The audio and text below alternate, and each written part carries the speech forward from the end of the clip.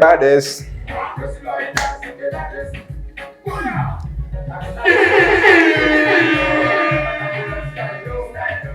Nalisika style.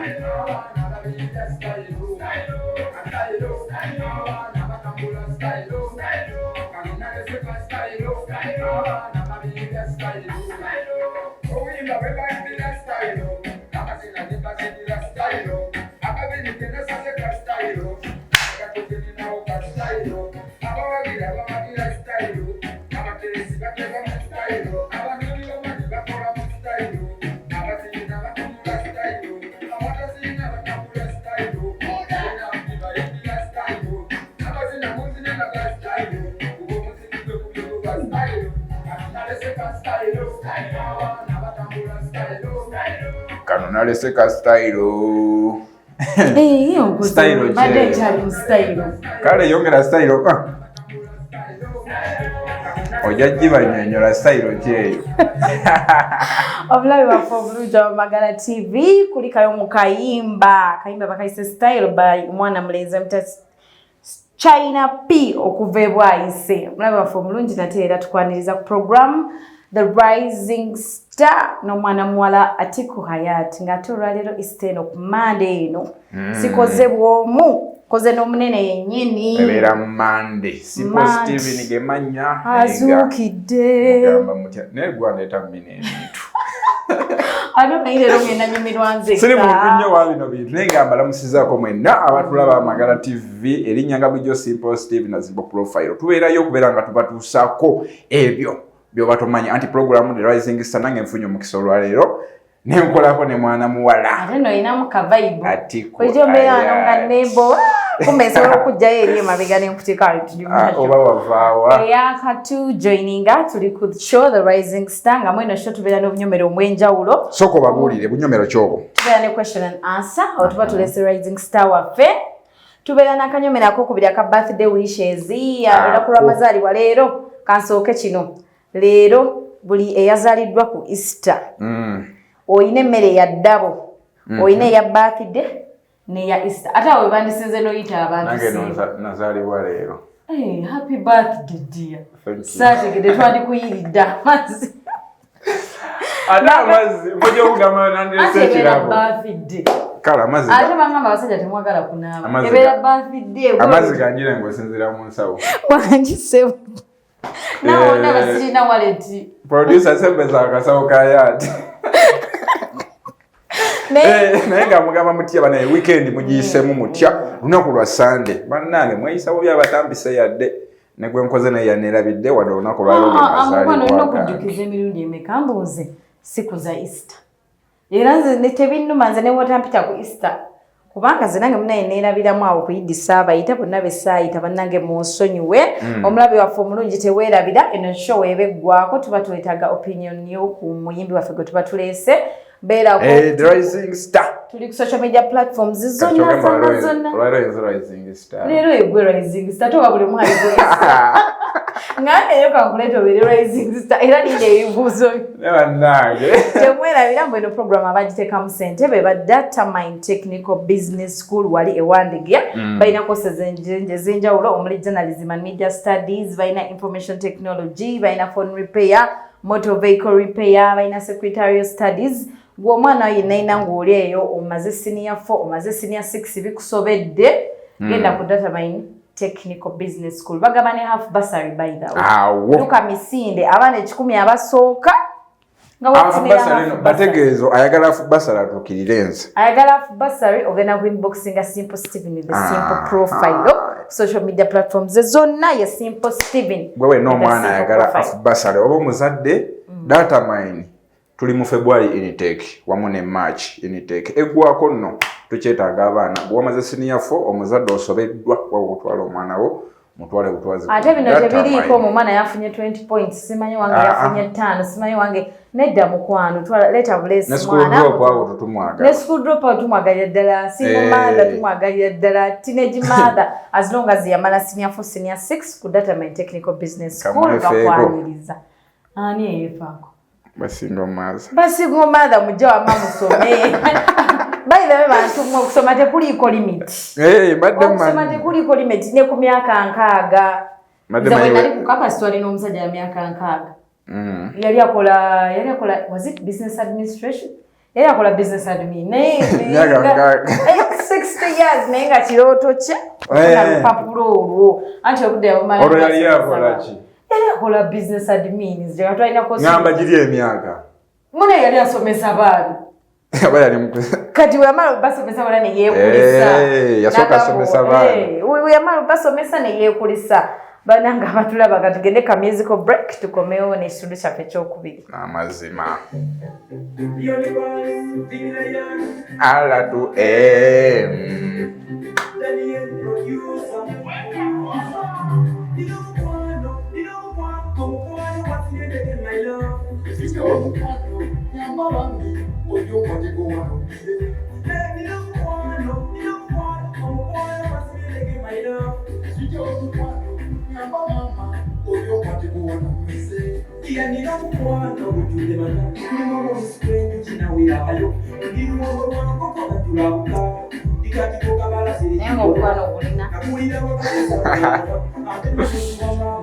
Ojondozeeko. Naye omukwano ogulina si positive. Ojja kunsolera akatale. Kagujje nayo. Aja go blago for bulungi akayimba nina omukwano by Rion Pal Art. Baba ita Rion Pal. Art to him. Bana balenzi nabo endongo jiwulidde ndowooza. Jiwulidde bambi akayimba kalungi. Bali batya. Abali ku social media platforms zaffe mutwe opinion ya kayimba ka Rion Pal owa R2A. Bana balenzi abo bali babiri basalawo kola collaboration. Bayimba bulungi bambi akayimba bakayita nina omukwano. Ate bakamayina omukwano. Bidira wojirabi. Bayina omukwano bonna wabatunulira bafaanana mukwano. Ekituufu ki? Ojali ku Magala TV program The Rising Star. Wano tuba tuyingiddewo ne birthday wishes zaffe. Naye nga tetunagenda ku birthday wishes munzikirize Easteno mbabulire ku basereebu abo b'omanyi known personalities bonna abali mu Uganda n'ebweru nga babazaala mu mwezi gwa Easter guno oba mu biseera bya Easter. Lunaku lwa Easter. Lunaku lwa Easter. Kuba notero kyuka terulinga yidi. Nga eyebweru mu bazungu. Terulinga yidi. Terulinga yidi. Madde mayito kawoli. Obadde ogenda tandika n'ebyo byakuteebereza. Jana omwezi tegwawulabise. Wamma munzikirize mbawe baselebu abazaalibwa mu biseera bya Easter. Nga mulimu omuzannyi wa firimu oba actor gwe bayita Emma Watson. Mulimu omulala era naye muzannyi wa firimu bamuyita Paul Rudd. Mulimu director wa sinema gwe bayita Quentin Tarantino. Nasembeddeyo ddala gwe musinga okumanya abajenzi abedda buli omu amanyi omuyimbi Mariah Carey. Mariah Carey yazaalibwa mu biseera bya Easter. Ng'ate muno mu Uganda abaserebu abamu be bazaala mu biseera bya Easter oba mu mwezi guno gwe tukulizaamu Easter mwe muli Eddie Kenzo nga bamuzaala mu April nga 9 mu mwaka gwa 1998. Mulimu Rema Namakula. Ofuna otya omukazi nga mwena bazaala mu mwezi? Rema Namakula? Mama Baby owa Eddie Kenzo. Mbona babazaala mu mwezi gwe gumu. Ani Kansiime comedian abasinga gwe mumanyi. Kakirabanga ekyo. Nzate mbasaga naye tubeere mu mwezi gwe gumu. Oba obalaki? Kati tukitwale mu simple. Gwe tata w'abaana bange. Nze mama w'abaana bo. Bakuzale mu gw'omunaana naye nga ndi wa mu gw'omunaana. Kati ate ngenda kukubira essimu okugamba baby it's my birthday. Nga nze sirina kye ngenda. Awo tugenda savinga. Tugitukuza omulundi ogwo. Birthday tuba tugibulowooza. Aba gw'onoonya w'ofunira. N'omuyimbi Dr. Jose Chameleone ne bamuzaala mu mwezi guno gwa April. Akwaye bamuzaala Easter tugivudde nako nga tulatera oyingira mu mwezi gwa May. Omulabe waffe omulungi nate era tulina n'abalala batuteekamu ssente be basomero baliyita Simple Pack. Light the World Kindergarten and Primary School batuteekamu ensimbi. Bagamba gw'omuzadde alina omwana. Wagambye omwana akola atya? Omwana yakayiga okwogera. Kasayiga okwogera mutwale wali mama asobola okuwa bagamba leero bankubye kibuuku. Omwana mulimu n'okuloopa. Mulimu. Light the World Kindergarten. Ate kyotamanyi omwana yenna nga tonaba kwogera chances z'omutulugunya ziba nnene. Naye omwana yenna ate bano abaana baguno omulembe omwaka gumu kitundu aba ayogera bingi. Ate abantu bakkiriza nnyo mu baana bamanyi omwana buli kyayogera kye kituufu. Maadamu baba yamukubye nga mami teacher yankubirwa kuba bana b'ennaku zino ba luzungu ajana ya mami teacher whooped me no gamba kye n'abazadde b'ennaku zino munnaye n'abazadde b'ennaku zino ba because ayizo gamba otya ayizo ko bakanaga mami teacher whooped me no gamba mwana agamba kyono naye nga bakutegeeza nga nawe oli wa luzungu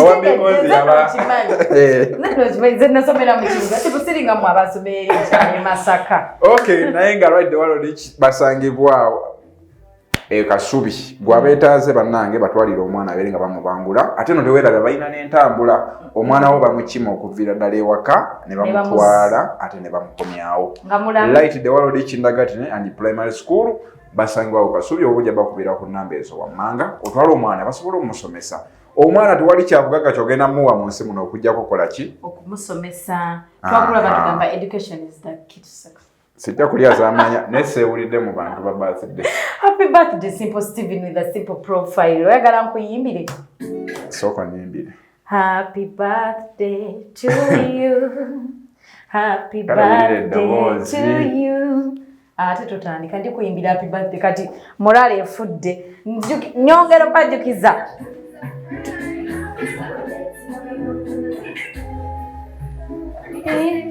Bana wajuri mu birthday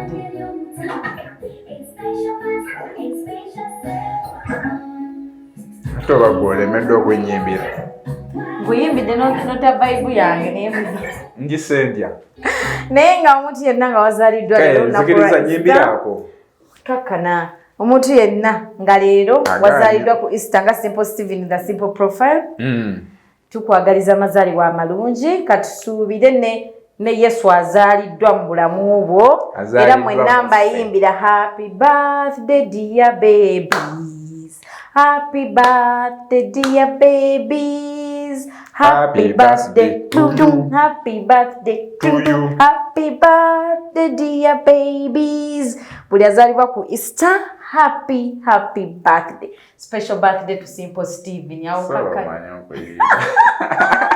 nenga tugere ku musical break tukomeho omwana ono bannange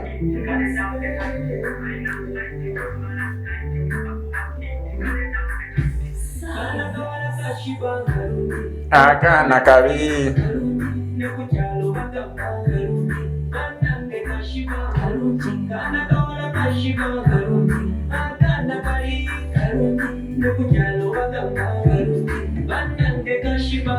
kalabika bulungi kasubiriza kyakaze gwoyimbira mwasazewo niwo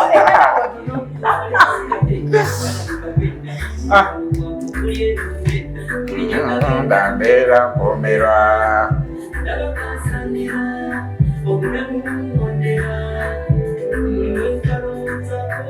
kashiba bagambe kayati aneda mukwana yimba kashiba kayimba kagamba kashiba kalwaki ogenzijamu obulamu bwaffe omulungi wamagala TV nkwaniriza mukanyomero kaffe akasembayo mwana mulenzi y'omutegedde oyo simutegeddemu bamuyita Prince K eddoboozi oliwulidde akayimba nako kabagambe mwana munnabutambala mwana we butambala alina bakayita kashiba akayimba ako gwaketaaze ojja genda ku mikutu egyo gyennyini social media platforms zonna omanyi waliyo abantu nga osobola omugamba emikutu n'atakitegeera ate n'omugamba social media platforms n'akitegeera bwankisebo kubanga emikutu kiri waliwo yangamba mugabedi ewaffe oluzungu lwe Luganda mbw'osanga oli nga tagendangako ku ssomero naye ng'oluzungu lwafuuwa otya but anyways oluzungu lulinga lulimi lwonna you can learn any language essaawa yonna mu biseera byonna sobola osalawo enkya nengamba ngenda yiga Oluwalabu nenkoma wano nga ndumanyi oba nenkomawo nga njogera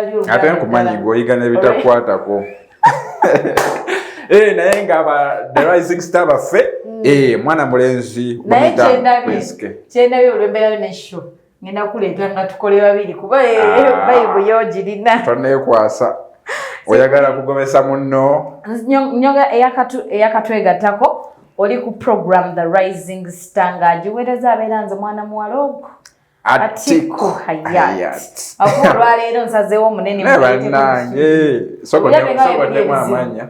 Nze mwana muwala Atiku Hayat. Nekiweddira kiteekeko. Amukwanuzi ate kati bwe nagamba byeneddira bizibumu mba nnabbigamba mulimiri waffe. Kwe bali abatulaba. Nedda mukwano ndeka naye nze mbeerayo ndi weri engulu. Batimanyi mbere era olaba n'enfaanana n'omanyi omwana weri waffe. Naye nga nja kutwala mukisa guno soke mbatumireko mwenna abagiriko Magala TV Fans Group bagamba batwagala nnyo. Banyumirwa nnyo mwana mulenzi Hayat Atiku. Mumpise mulenzi. Bana yesha kafaananyi.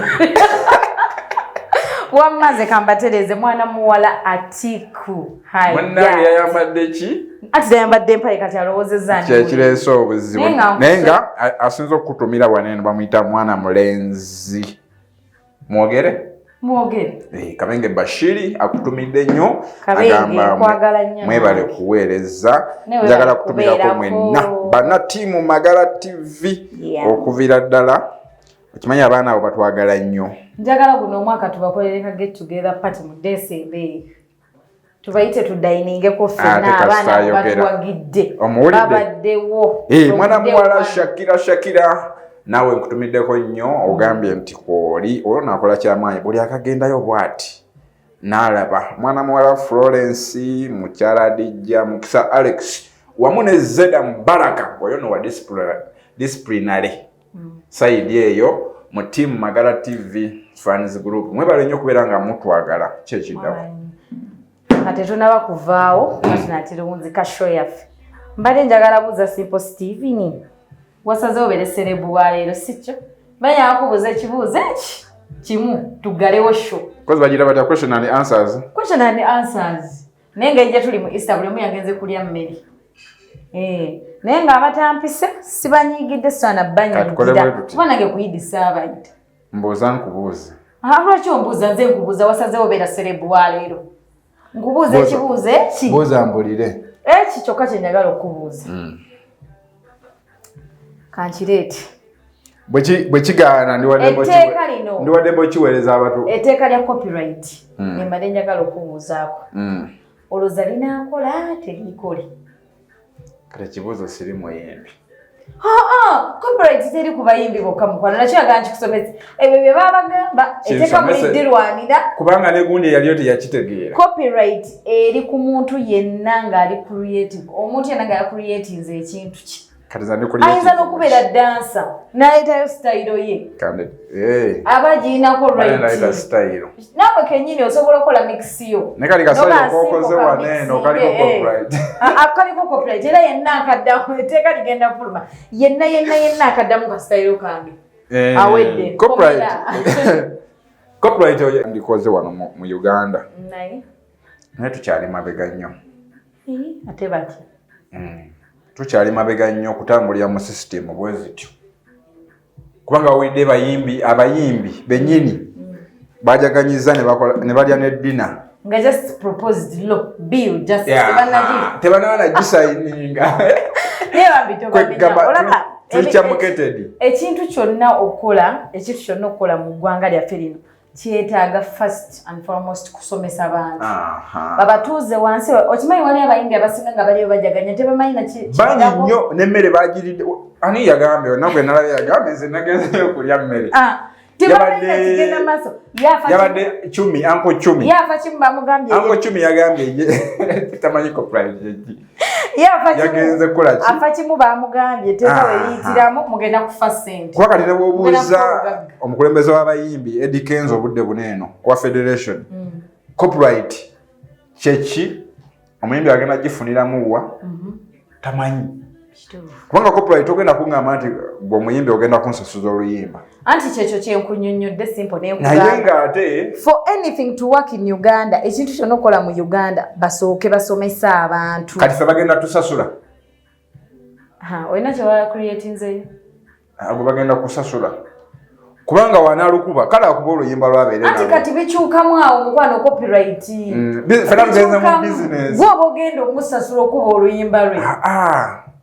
sizagenda omusasula mukwano kugenda omusasula andika kiri bwe kiti kubanga it is luyimba lulwe meaning yenna omuntu alukozesa kaabe digital kiri bwe tuti oluyimba olwo olulaba bw'okuba oluyimba njogera oluyimba lwani China P omuyimbi waffe waneno abadde mu Rising Star wetulukuba abantu 10 fena tulina osasula yakoma ofunamu ye anti kati ate wali copyright si bwe kiri nanti owulira yasobera bw'alina okukola ki bw'alina ofunamu bwe tutalukuba ajja beera nalwo mu simu ye agenda funamu kyekimu wabeera nalwo wano omwana n'alukolamu challenge ne lutambula radio station oba TV station nefuna interest olukuba meaning erina osasula kyalina pya kuba sigenda funa interest kubanga sina zigenda musasula ekyabayimbi kye bataategedde ffe bagenda tusasula kyenkubuuzizza producer atusignalinze obudde buweddeyo naye nga abatulaba neera tubadde ku program The Rising Star tubasibule n'endya zange tubaweeyo akayimba akabasibula naye nga buli yazaliddwa leero happy birthday abali mu kujaganya happy Easter olunaku luno lwaleero lwa family bannaye mufune obudde mutuleko ne family members zammwe abasajja abeefuula busy Monday to Monday gavumenti ebawadde public holiday abazadde abakeera ovaawo bamaama ku makya 11 okomawo leeti kiro sawa 6 abaana beebase akaseera mufumbireko ku baana mutuleko n'abaana mubabuze ki ekigenda mu maaso ki ekiganye essomero liri litya kitegeera abatadde beba Data My Technical Business School Wandegeya n'ab'essomero Light the World Kindergarten and Primary School basangibwawo Kasubi ng'omuzadde ali mu bitundu by'e Kasubi Makerere Kikoni Kawala Namuŋŋoona twalayo omwana bamusomesa ate nomwana akasente katono tojja nakwejjusa bakumiikiriza oyagala kumanya ebisingawo genda ku page ya Magala TV oba nonya oyongera okutegeera Simple Profile mwebale kutulaba mukama abatukuumire mweraba happy Easter tugenda n'endya zange teekamu tulye ezaffe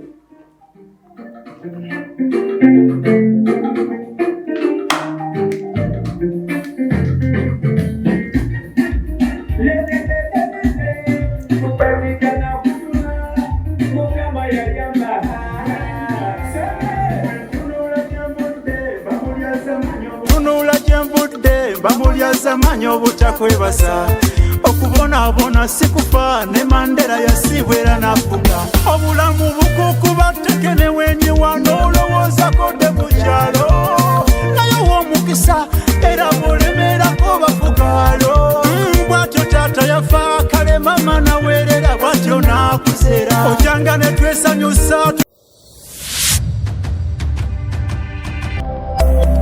Eno ye Magala TV okumanya we kutandikira.